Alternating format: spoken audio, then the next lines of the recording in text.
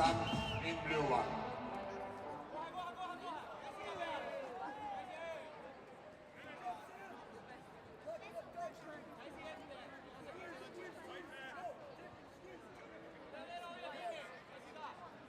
So Sam's early lead, 6 against 0 in bout against Brent Svets.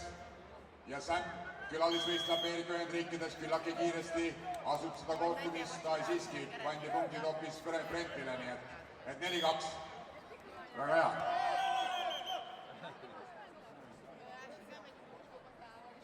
This is Greco-Roman style wrestling.